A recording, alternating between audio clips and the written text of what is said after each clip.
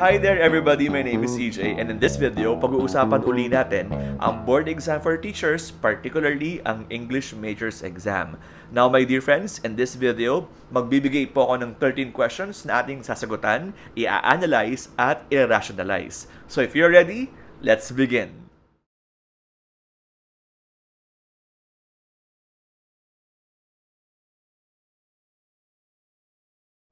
Now, my dear friends, question number 1 is very easy. The answer, of course, is personification. And personification pertains to giving humanly attributes to objects or animals. In Tagalog, ang pagbibigay ng mga pantaong katangian sa hayop o sa mga bagay. And my friends, this is very much clearly seen in the given question. The sun is punishing the slaves working on the field. Ibig sabihin mga kaibigan, ang pagpaparusa or punishment na pantao ay ikinabit natin sa araw. Clearly, the answer is personification.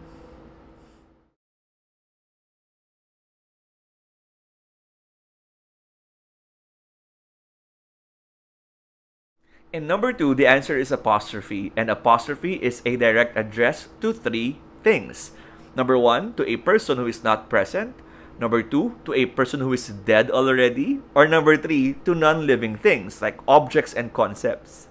And in the given question, the persona is actually talking to Athena, who is actually not a real person. So the answer here is apostrophe.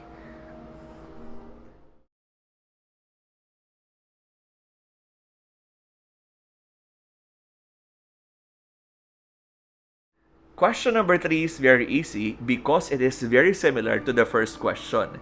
My dear friends, the answer here is personification because you're giving the humanly attribute kissing to an object which is the wind. And of course, we must not take this literally, mga kaibigan.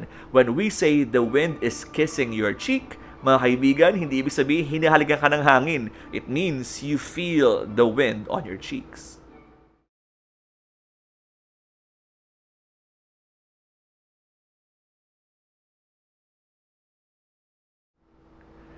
In this item, the answer is metaphor because we directly compared two things without using the words as or like. Kasi mga kaibigan, whenever we would use the words as or like, simile na ang tawag doon. But in this case, wala. So the answer is metaphor.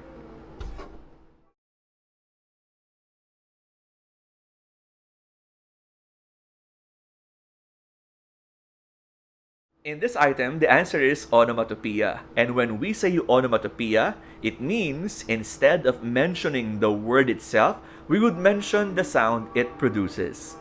And in this case, the beep. Therefore, the answer is onomatopoeia.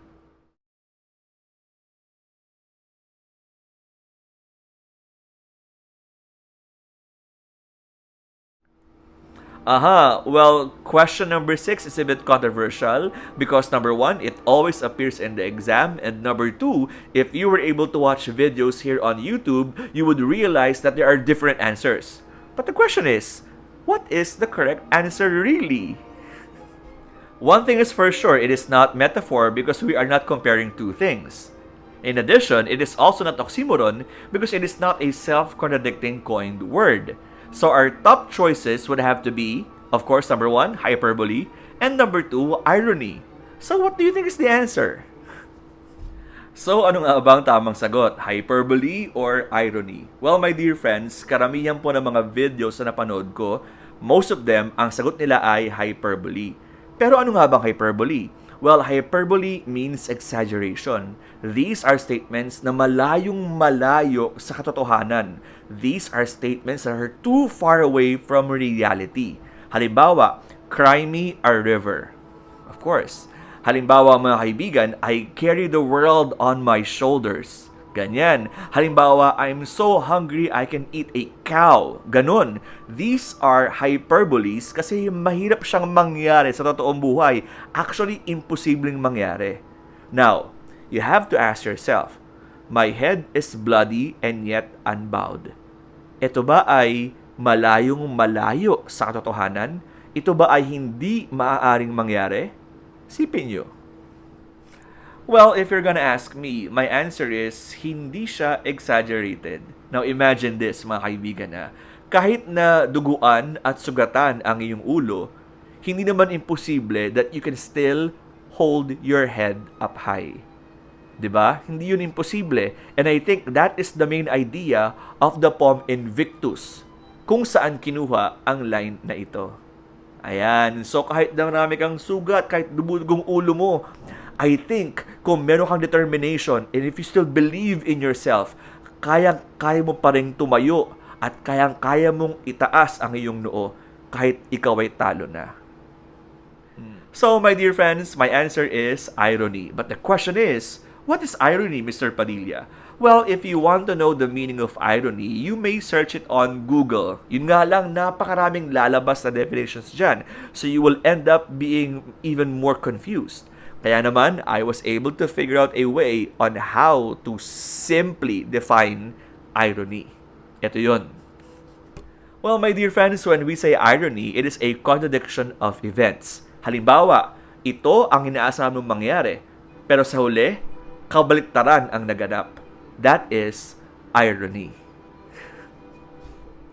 The best example of this would have to be the song of Alanis Morissette na pinamagatang Ironic. Ito yung ibang sapol sa kanta. It's like raining on your wedding day. It's like a free ride when you're already paid.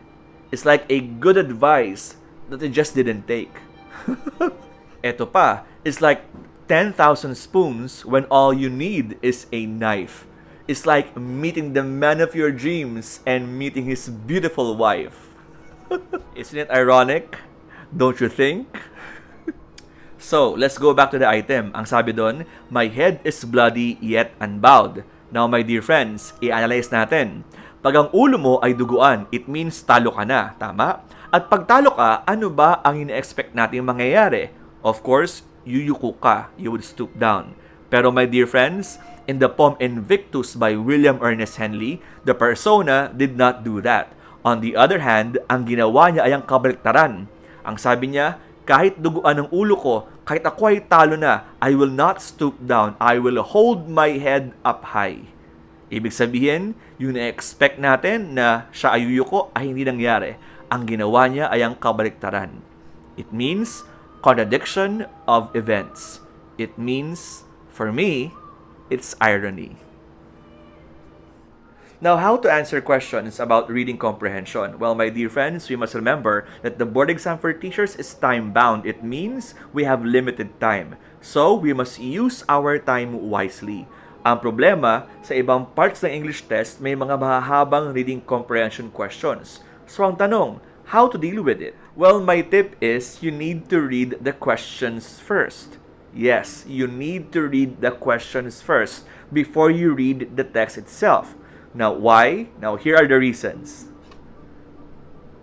Well, number one, para malaman mo kung ilang tanong ba ang nakadedicate sa text na yon. Kasi my dear friends, minsan ang haba-haba, like 3 paragraphs. Yun pala, 1 question lang. 'Di ba? So, sayang ang oras mo. Number 2, reading the questions first will give you an idea on what to look for in the text you're about to read. Ibig sabihin mga kaibigan, pag binasa mo agad ang mga tanong, alam mo na kung ano ang hahanapin mo sa tekstong babasahin mo. Therefore, you will save a lot of time. Let us use this item as an example. So read the question first. How many ways of learning are present? Sabi dyan, 1, 2, 3, or 4. And then, start reading the text given. And if you would realize mga kaibigan, I think in the first sentence pa lang, malalaman mo na ang sagot. And that would save you an ample amount of time. So, let's try it. Subukan natin.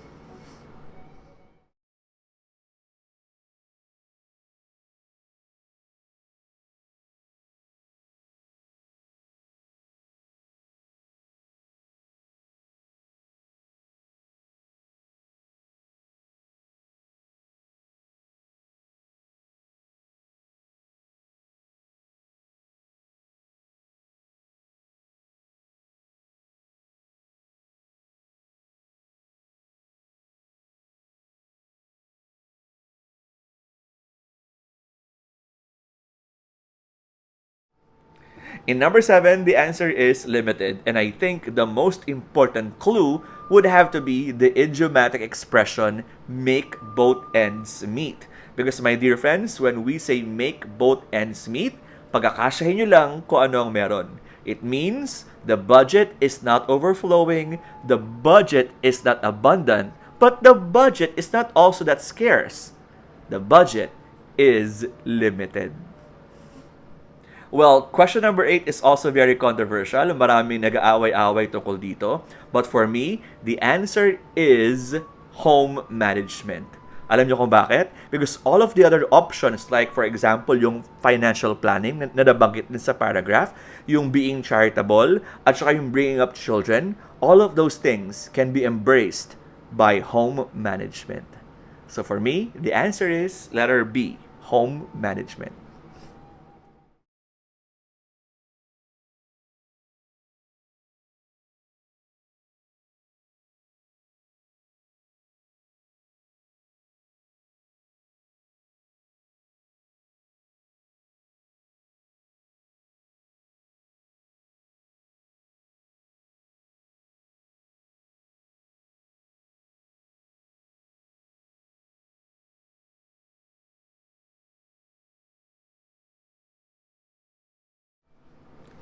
Well, question number 9 is very easy, mga kaibigan. Your clues right here would have to be the last sentence. Kung saan ang sabi dyan, ini-inspect daw nung teacher yung teeth ng mga bata, ano pa, yung kuko, yung footwear, yung panyo, yung mga damit, ilong, at ang buhok. So clearly, the answer is cleanliness, letter A.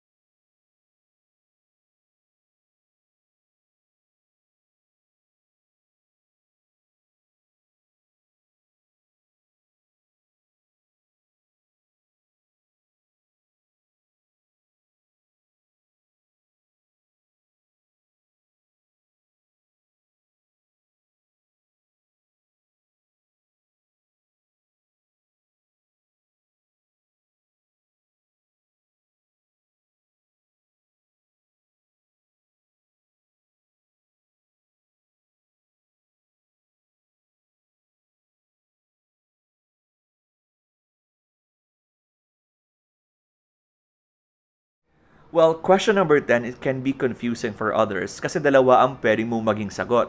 Pwedeng St. Thomas Aquinas at pwede ring Aristotle. Pero mga kaibigan, your clue here is actually the second sentence. Kung saan sinabi dyan, in his commentary on the fourth book of Aristotle, he wrote. Ibig sabihin mga kaibigan, hindi si Aristotle ang nagsabi nito. Ang nagsabi nito ay si St. Thomas Aquinas when he wrote his commentary about Aristotle's ideas. So mga kaibigan in here, the answer is St. Thomas Aquinas. Letter B. In number 11, the answer is also very easy because it was directly stipulated. Who can be called pretty, mga kaibigan? Of course, yung small and thin individuals. Well, my dear friends, number 12 is very easy because the answer is clearly stipulated in the text given. Anong araw ba ang wala sa mga small and thin people? Ang sabi dyan is magnitude. So the answer is letter D. Well, that's it my dear friends. I hope you enjoyed this video. At mga kaibigan, abangan po natin ang part number 3 kung saan pag-uusapan natin ang mga tanong tungkol kay William Shakespeare. In the meantime, thank you for watching and see you again soon. Bye everyone!